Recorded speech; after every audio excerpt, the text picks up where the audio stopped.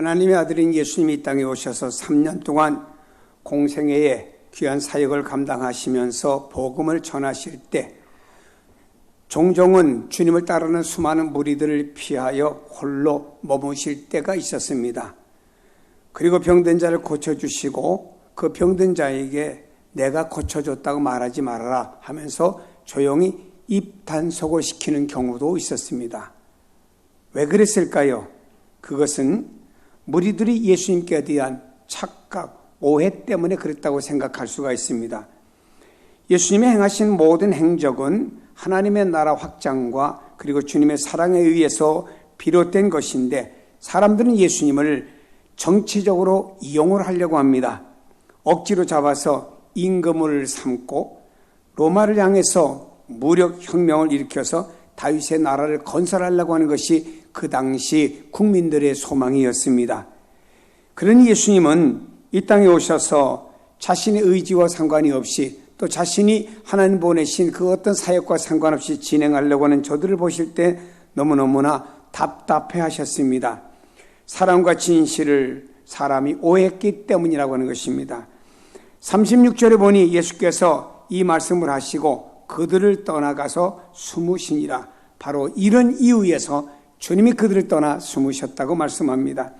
여기에서 예수님께서 이 말씀하셨는데 이 말씀은 무엇을 가리킵니까? 십자가를 지심으로 사탄의 세력이 초토화되었다고 하는 것을 가리켜 이 말씀이라고 하셨습니다. 세상의 임금이 쫓겨나리라고 31절에 말씀했습니다. 그리고 예수님 자신을 생명의 빛으로 말씀하시면서 이 빛을 믿으라고 35절과 36절에 말씀하셨습니다. 예수님께서 이 땅에 오셔서 전하신 복음의 메시지가 얼마나 많습니까? 또 거기에 뒤따르는 이적과 표적도 어마어마하게 많습니다. 그 모든 사실을 다 기록하려고 하면 세상의 용지가 부족하리라고 생각합니다. 보리떡 5개와 물고기 2마리로 장정만 5,000명 먹이고 남은 이적도 놀라운 일이고 주님께서 풍랑을 잔잔케 하신 말씀을 통해서 풍랑이 잔잔하게 된 것도 놀라운 사실이고 시각장애인이 눈을 뜬 것도 놀라운 사실이고 죽은 나사로가 살아나는 것도 기적 중에 기적인 줄로 믿습니다. 여러분, 이로 인해서 많은 사람들이 예수님을 믿기도 했습니다마는 그러나 대부분의 사람들은 반대로 예수님의 이런 사역을 보면서도 사사건건 트집을 잡고 믿지 않았던 사람들이 있었다고 하는 것을 보게 됩니다. 사도 요한은 이것이 안타까워서 이 요한복음을 기록하면서 37절에 이렇게 말씀하고 있습니다. 이렇게 많은 표적을 그들 앞에서 행하셨으나 그를 믿지 아니하니. 믿음이라고 하는 것은 표적을 보았다고 믿는 것이 아닙니다. 예수님을 따라다니며 무수한 표적을 본 사람들이 무엇이라고 말했습니까? 마태복음 12장 24절에 보니까 귀신의 왕 바알세불을 힘입지 않고는 귀신을 쫓아내지 못하느니라 라고 말했습니다. 여러분은 귀신을 쫓아내는 예수님을 바라보면서 귀신의 왕 능력을 빌려가지고 귀신을 쫓아냈다라고 예수님을 음해합니다. 다시 말해 예수님을 악령 들린 사람으로 매도했습니다. 예수님을 바알세불 수하에 불과한 존재로 매도했습니다. 엄청난 기적을 눈앞에 보면서도 저들은 절대로 믿지 않았다라는 것을 볼 수가 있습니다. 하지만 여리고 길목에 앉았던 바디메오라고 하는 소경 한 사람이 있습니다. 그는 예수님을 한 번 본 적도 없습니다. 단지 지나가는 사람들이 입소문을 통해서 예수님에 대한 내용이 전해진 것을 소문으로 들었을 뿐입니다. 그런데 그 예수님이 자기가 있는 이 마을을 지나간다고 하는 소리를 듣자마자 그는 이제까지 입고 자기를 보호해줬던 겉옷을 던져버리고 팍 차고 일어나 뛰어나서 다윗의 자손 예수여 나를 불쌍히 여기소서 외치며 달려갑니다. 앞을 바라보지 못하는 시각장애인이 예수님 쪽을 향해 달려가는 모습을 한번 상상해 보시기 바랍니다. 여러분, 뛰다가 넘어졌다가 또 어떤 장애물에 부닥쳤다가 이래가면서 자기 몸을 상하는 것도 모르면서도 예수님을 향해 달려가는 그의 내용을 볼 때 우리는 앞을 잘 바라보면 우리에서는 가슴이 찡하지 않을 수가 없죠. 여러분, 비천한 시각장애인이었습니다. 빌어먹는 거지였습니다. 그러나 예수님을 다윗의 자손 메시아로 고백하는 참 신앙이 그에게는 있었다라고 하는 것입니다. 믿음이라고 하는 것은 이와 같이 신비로운 것입니다. 마음이 강팍한 사람은 절대로 예수님을 믿지 못합니다. 믿지 못할 사람은 표적이 있어도 믿지 못하고 믿을 사람은 표적이 없어도 믿습니다. 중요한 건 마음의 문제죠. 예수님께서 도마에게 말씀했습니다. 내가 나를 본 거로 믿느냐? 보지 않고 믿는 자는 더 복되도다라고 말씀했습니다. 전도한다고 해서 다 믿는 게 아닙니다. 심령이 완악한 사람은 받아들이지 못합니다. 그러나 그 심령이 서서히 개간되어지고 그 심령의 도짝밭이 깨어지고 그 심령의 가시덩굴이 제쳐지고 서서히 옥토로 변화되면은 그 다음에 그 안에 복음의 씨앗이 받아들여지고 그리고 믿고 주님 앞으로 돌아올 수 있는 사람이 되는 것입니다. 여러분, 이것이 내 마음대로 되는 것이 아닙니다. 내가 믿고 싶다고 해서 믿는 게 문제가 아닙니다. 그래서 주님을 우리가 나의 구주로 고백하고 믿음 안에 사는 것이 얼마나 복된 것인지를 좀 생각하시고 감사하는 성도가 되십시다. 여러분, 예수 그리스도를 믿는 여러분이 세상에서 가장 복된 하나님의 자녀라는 사실을 기억하시기 바랍니다. 예수님의 수많은 표적을 보면서도 믿지 못하는 사람들이 많았습니다. 반면에 어떤 사람이 예수님을 마음으로 믿으면서 표현을 못한 사람도 또 많았습니다. 42절에 보니 그러나 관리 중에도 그를 믿는 자가 많되 바리새인들 때문에 드러나게 말하지 못하니 이는 출교를 당할까 두려워함이라 라고 말씀합니다. 관리들 중에서 믿는 사람들이 많았다고 말했습니다. 북한 땅에는 말이에요, 지금도 그 당원이나 관리들 중에서 예수 믿는 사람들이 많이 있답니다. 그러나 드러내지는 못한대요. 숙청을 당하니까. 이 당시도 보니까 바리새인들이나 수많은 그 당시에 지도자 위치에 있는 사람들이 믿는 사람들이 많았습니다. 그러나 드러나지는 못했습니다. 겉으로는 안 믿는 척하고 속으로만 믿습니다. 그랬어요. 그 중에 대표적인 사람이 니고데모라는 사람이었고 아리마대 요셉과 같은 사람이었습니다. 그래서 이 관리들은 사람의 눈치가 보이니까 밤중에 예수님께 찾아와서 예수님과 상담을 한 사람 중에 하나가 니고데모라는 사람이지요. 근데 여러분, 사람들이 드러냈고 예수님을 믿지 못하고 안 믿으면서 속으로는 믿습니다 하는 이유가 무엇입니까? 겉으로는요, 전혀 믿음의 사람에 무엇이 없어요. 근데 속으로는 믿어요. 그 이유가 뭐지요? 성경 말씀합니다. 이는 출교를 당할까 두려워함이라 그랬습니다. 출교라고 하는 것은 그 당시 종교 혹은 교회에서 쫓겨나는 정도를 말하지 않았습니다. 유대교에서는 출교라고 하는 것은 사형 선고와 같은 것입니다. 유대교에서는요, 세 가지의 출교 형벌이 있습니다. 첫째로는 내 집 하라고 하는 출교 형벌이 있는데 이것은 견책 수준이지요. 일주일 동안만 지속되다가 일주일이 지나면 해벌이 되는 것입니다. 두 번째로는 니두이라고 하는 것이 있는데 근신 수준의 처벌입니다. 이 벌을 받는 사람은 땅 위에 앉아 깊은 슬픔을 당한 사람처럼 얼굴에 항상 수심이 가득해야 됩니다. 그리고 머리와 수염을 깎을 수가 없습니다. 목욕을 하거나 기름을 바를 수 없습니다. 샤워 못합니다. 이들은 30일 동안은 주변에 있는 모든 사람들과 교제가 금지됩니다. 그러던 과정 속에 이 사람이 죽잖아요. 그러면 사람들이 그 관을 향하여 돌을 던집니다. 그게 조의를 펴야 하는 거예요. 세 번째는 헤림이라고 하는 출교가 있습니다. 본문에 나오는 내용이 바로 헤림에 속하는 것인데 출교를 당하게 되면 사회로서부터 완전히 추방이 됩니다. 이는 종신적인 출교예요. 다시는 이 사회 속으로 돌아올 수가 없습니다. 이 선고를 받은 사람은 죽은 자로 간주되고 모든 그 명부에서 그 이름을 삭제해버립니다. 사람들과는 어떤 교류도 허용되지 않습니다. 가족과 함께 있을 수 없습니다. 집을 나가야 됩니다. 혼자 나가서 사막길에 헤매고 살아가야 됩니다. 물건을 이 사람에게는 팔거나 사먹지도 못합니다. 이 사람은 모든 그 국민으로서 가져야 될 권리가 다 박탈당하고 말합니다. 유대인들은 이런 무서운 형벌이 예수를 믿는 사람들에게 내려진 거예요. 그러니까 사람들이 속으로 믿어도 겉으로 안 믿는 척했다 이 말입니다. 왜냐? 이 출교가 두렵기 때문이라고 하는 것입니다. 공동체 속에 살아가야 되는데 이런 출교를 받으면 안 되니까 이들은 출교가 두려워서 안 믿는 척 겉으로 했다 이 말입니다. 여러분, 이쯤 되는 형벌이 가해진다고 하면 아마 여러분들이 이 자리에 있었다고 하면 어떻게 하겠습니까? 예수를 믿겠습니까? 안 믿겠습니까?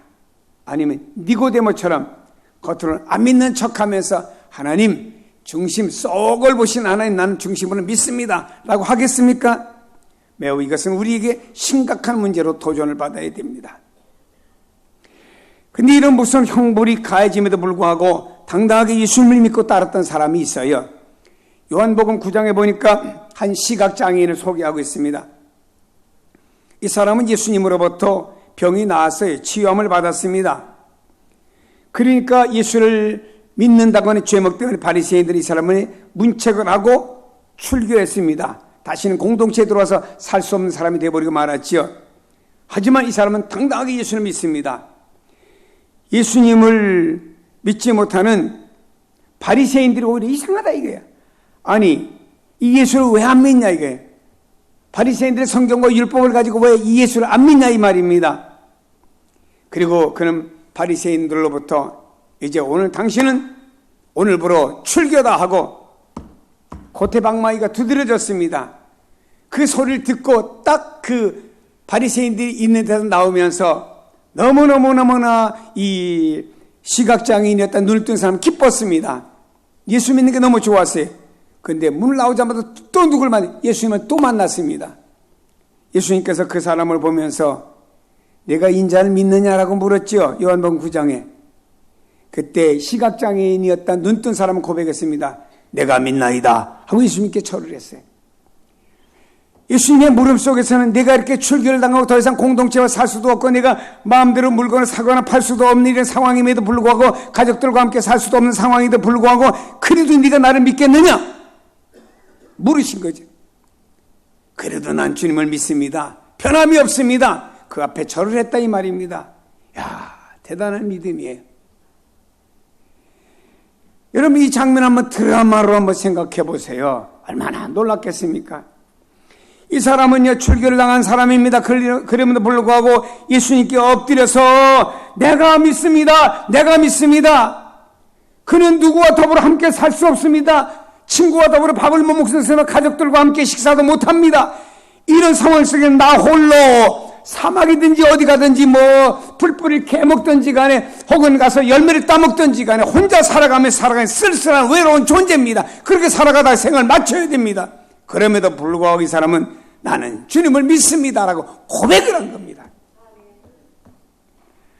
이 사람 입장에서 보면 주님 당신은 내 눈을 보게 하셨습니다. 나를 이토록 사랑하셨습니다. 이 은혜를 내게 입게 하셨고 내게 구원의 은총을 베풀어 주셨습니다. 이런 예수님을 내가 어찌하여 부인할 수가 있겠습니까? 라고 유대인들로부터 출교를 당했지만 나는 예수 믿는 사람으로서 당당하게 모든 내용을 받아들였다라고 하는 것입니다. 성도 여러분이 사회 속에서 내가 어떻게 좀 더 사람들과 혹은 사회 속에서 나은 위치에 살아가기 위해서 왜 주님을 타협을 하십니까? 이건 신앙의 모습이 아닙니다. 우리는 어떤 삶 속에서 당당하게 나는 주님을 믿습니다. 시각장애인이 고백했던 것처럼 우리도 고백을 해야 주님께서 내가 어떤 상황 속에 나를 고백했구나. 내가 이 땅 사람 앞에서 나를 시인하면 하늘에서 나는 하나님 아버지 앞에 너를 시인하겠다는 주님의 말씀이 그 사람들에게 적용이 되는 겁니다. 사랑하는 여러분, 이런 멋진 믿음을 좀 갖기를 바랍니다.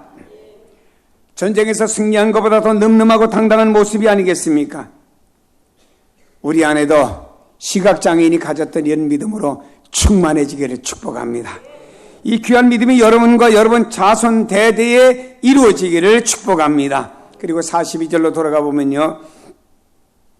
예수님을 믿을 경우 유대인들로부터 출교라고 하는 형벌을 받게 됐자 안 믿는 척 속으로만 믿었던 사람들이 많았습니다. 자, 바리새인들 때문에 드러나게 말하지 못하니 이는 출교를 당할까 두려워함이라 그랬습니다. 자, 이런 사람들이 아주 많았습니다. 여러분, 이런 사람들은 사회에서, 공동체에서 이웃과 교제도 나누지 못하고 국민의 권리도 박탈을 당하고 장사도 못합니다. 사업도 못합니다. 죽은 자처럼 지내야 되는데 이것을 감수하고 공개적으로 예수를 믿는다고 하는 것이 얼마나 힘들고 어렵겠습니까? 그래서 속으로는 믿고 겉으로는 안 믿는 척한 사람들이 많았다라고 성경은 말씀합니다. 하지만 중요한 것이 있습니다. 속으로는 하나님 믿어요. 속으로는 나 예수 믿습니다. 겉으로는 안 그런 척하고 유대 율법을 따르고 있습니다. 속으로는 예수 믿어요. 겉으로는 사회 속에 살아야 되니까 어떡합니까? 안 믿는 척, 직장에 안 믿는 척, 사업장에 안 믿는 척 학교고 안 믿는 척 하면서 친구와 관계를 갖습니다. 그러나 성경은 이런 사람들에게 하는 중요한 말씀이 있습니다. 그들은 사람의 영광을 하나님의 영광보다 더 사랑하였더라. 이들은 단지 두려워서 겉으로 드러내어 말하지 못하는 것입니까? 출교 형벌이 얼마나 무서웠겠습니까? 그래서 드러내어 나는 예수를 믿는 사람이다 말하지 못한 것입니다. 그런데 이런 사람들을 가리켜 요한은 말합니다. 사람의 영광을 하나님 영광보다 더 사랑하였다고 말씀.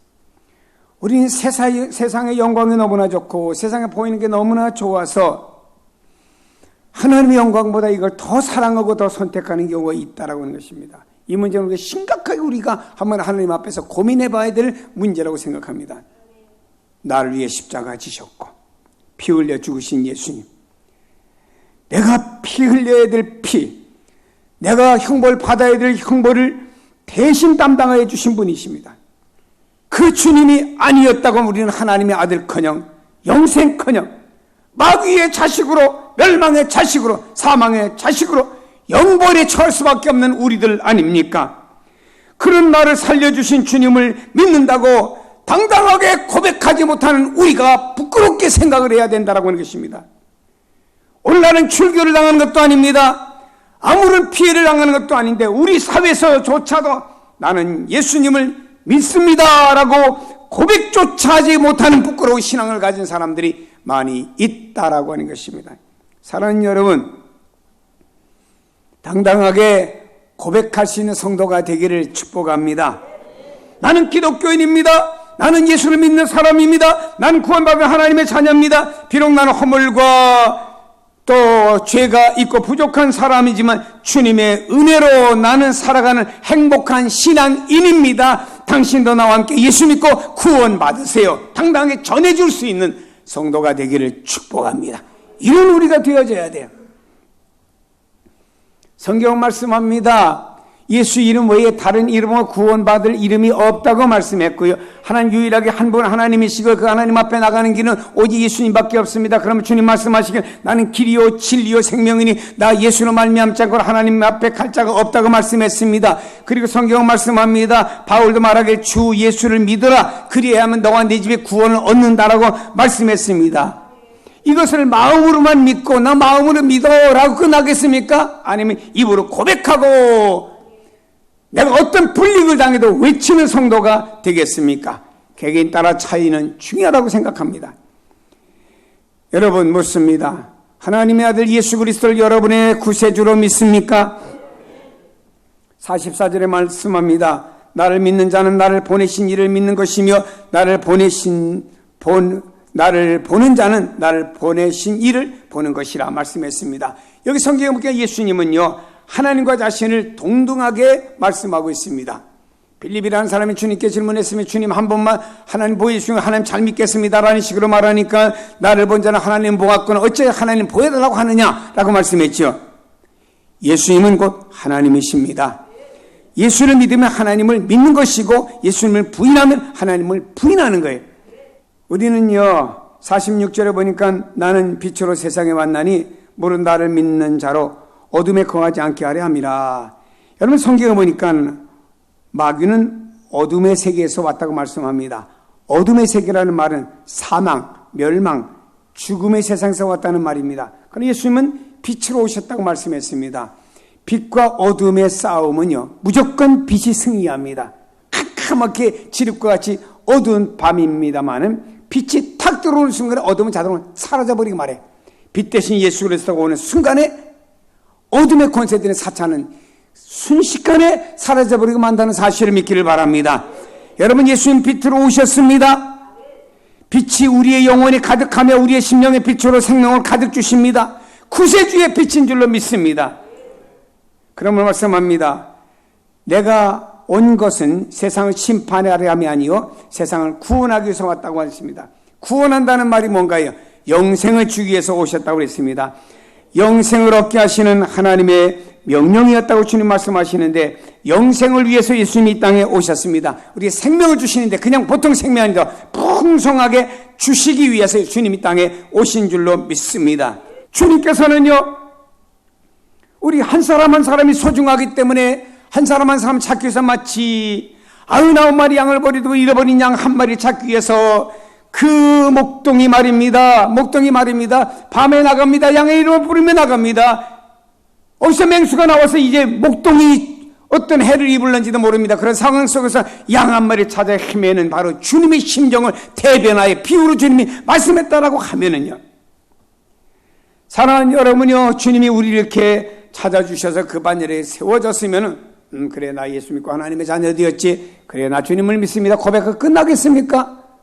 우리 주변에 이 사랑을 받아야 되고 이 은혜를 받아야 되고 이 혜택을 받아야 될 사람들 얼마나 많습니까? 사랑하는 입장을 바꿔놓고 주님의 심정을 한번 되어보십시다.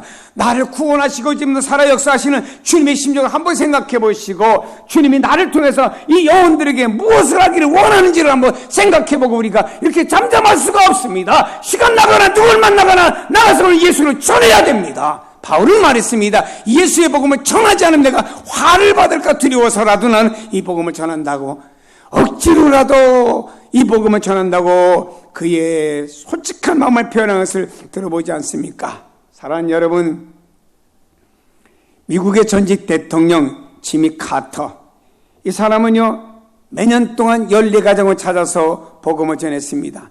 10년 동안에 140가정에게 복음을 전했습니다. 1년에 한 명 전도하는 것도 힘든데, 평생에 한 가정 전도하는 것도 힘든데 1년에 14가정씩, 그리고 10년 동안 140가정의 복음을 전했다고는 대단한 열정 아니겠습니까? 카터의 마음에 나는 10년 동안 140가정의 복음을 전했습니다. 그리고 그 가운데 상당한 사람들이 예수님을 믿고 있습니다라는 긍지를 가지게 되었어요. 그러다가 그가 1966년 카터는 조지아 주지사를 출마하면서 선거운동을 하게 되었습니다. 그런데 그 기간이 3개월 동안에 30만 명이 넘는 사람을 만나고 악수를 했습니다. 주지사에 당선되었습니다. 그러나 하나님 앞에 감사합니다. 기도하는 가운데 부끄러운 가책을 느끼게 되었습니다. 하나님, 내가 주지사가 되기 위해서는 3개월 동안에 30만 명을 만났어요. 그러나 하나님을 위해서는 10년 동안에 한 일은 겨우 140가정에게 복음을 전했습니다. 나는 보통 부끄러운 일이 아닙니다 하며 자신을 부끄럽게 생각을 했습니다.